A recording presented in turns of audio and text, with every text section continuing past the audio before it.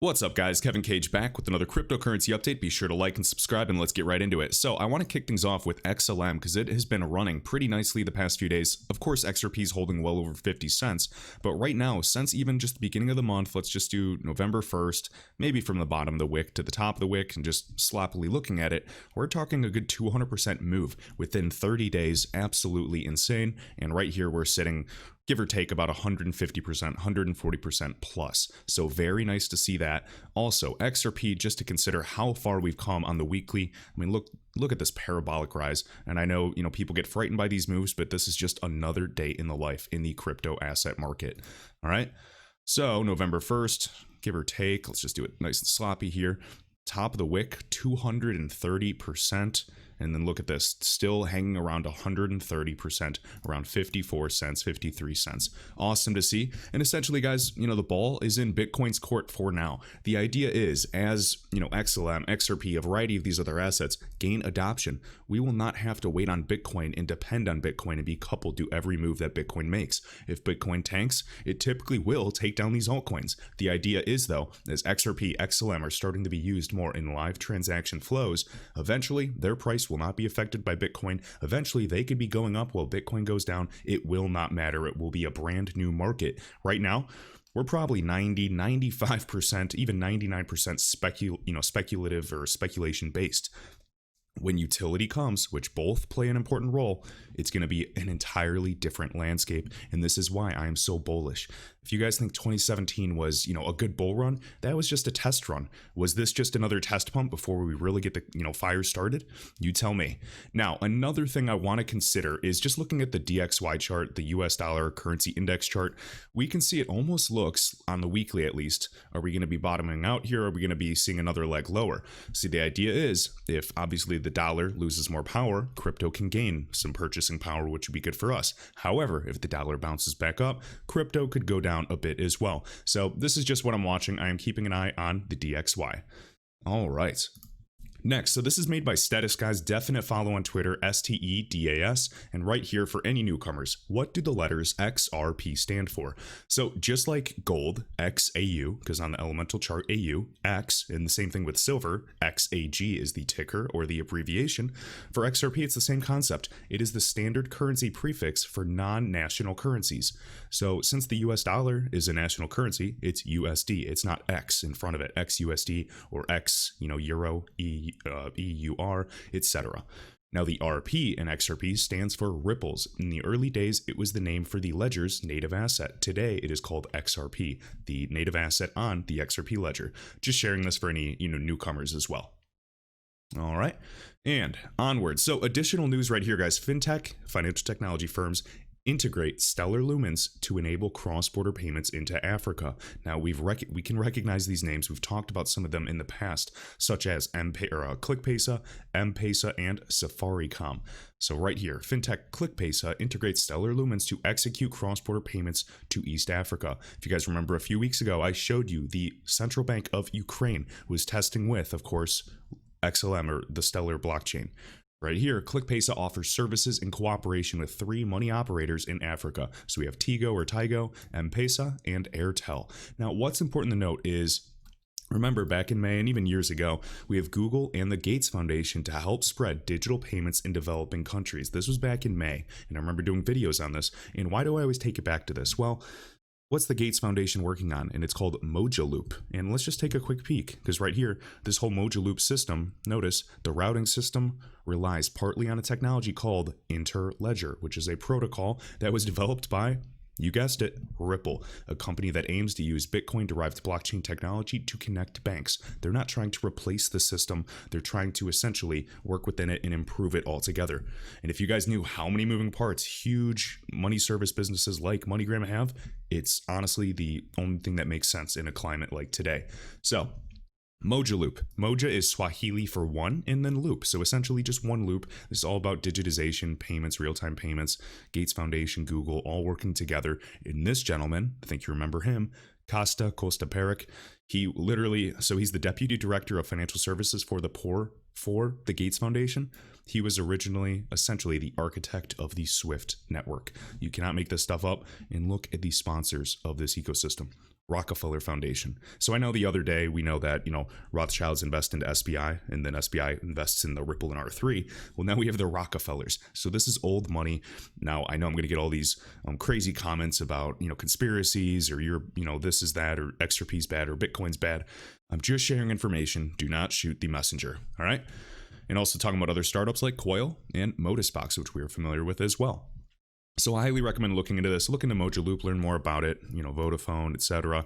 Just essentially interconnecting all of these banking ledgers, mobile application ledgers, where there's not banks. A lot of Africans actually just have cell phones. They might not even have a bank account. So there's huge populations that can utilize a banking application or, some type of a mobile payment provider. Next, so just keeping an eye on the volume, guys. Keep an eye on Tether volume as always. Notice when Tether is printing, when it is not printing. I know Crypto Whale talks and shares a lot of this on Twitter. All I'm saying is do not turn a blind eye on this ecosystem. I think we are definitely headed towards some exciting times.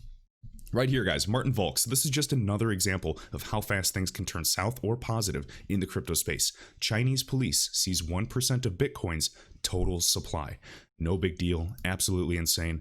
Crypto assets worth more than $4.2 billion have been seized by Chinese police over the Plus token Ponzi scheme. And of course, this was, a while back, the Plus token Ponzi scheme. If you guys want to read more about it, you can find it on decrypt.co and just read more about it.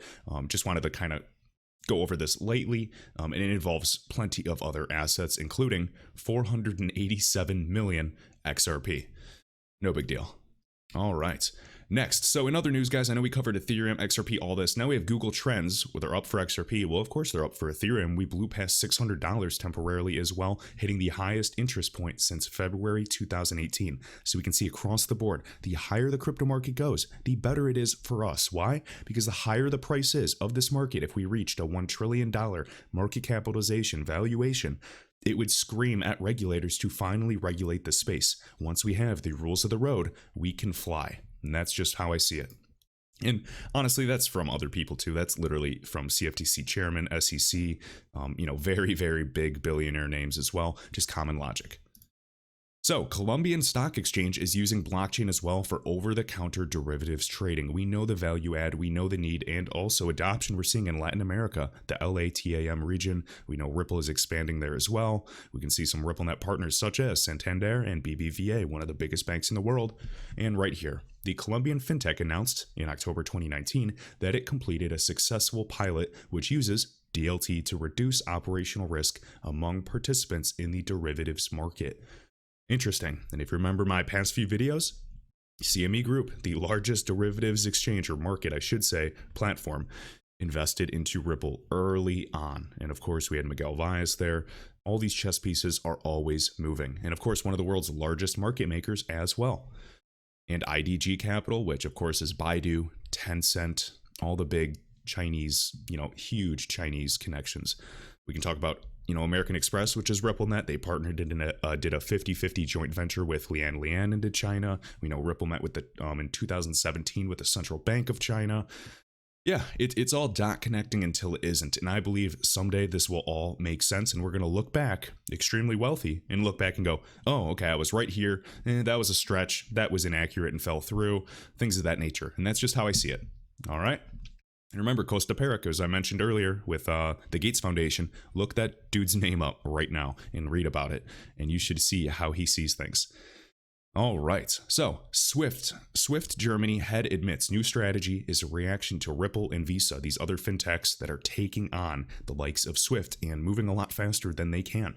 And notice, and it's just additional pressure, which is good. We need competition. We need fires to be lit under them so they move faster as well. And they do what, customers want. Also, the ISO 20022 could be a key to Ripple's victory over Swift. We already know they're on the governing board. This is merely messaging, and we know where they come in with the secret sauce for settlement. XRP. There's no other technology that can do all the things, tick the boxes off of reducing pre-funded accounts.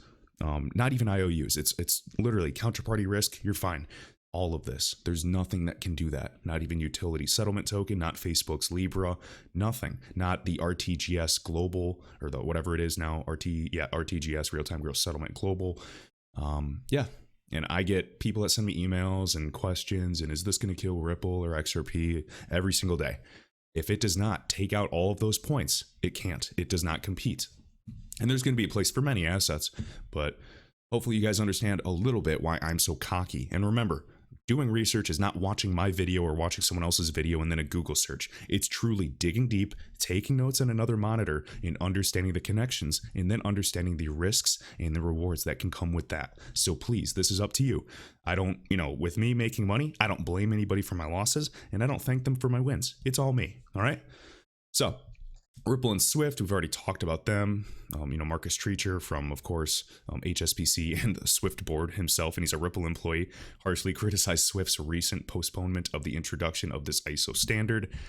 It's just so funny to see all the chess pieces at play. We have, Marshawn Delatine that left Swift selling GPI, the Swift GPI product, to come work for Ripple because they get it. They see how fast they can move.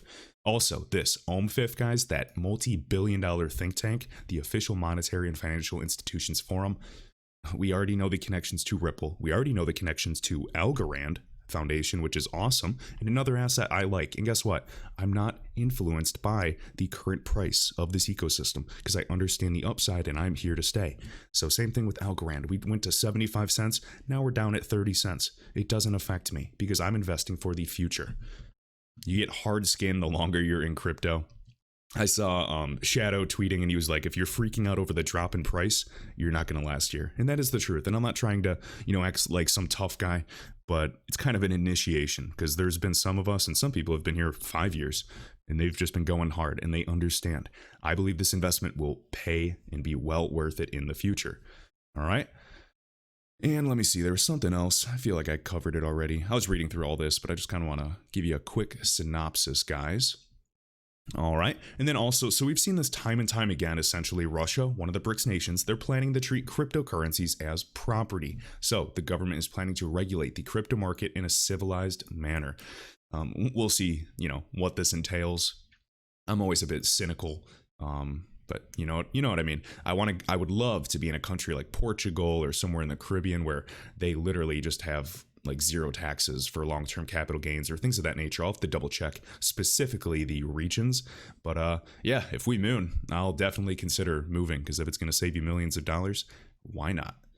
All right, and to finish things off, guys, links are in the video description. We have the discount code for all of these t-shirts if you guys are interested. You got some Army shirts, some, Global Standard, Patience, etc.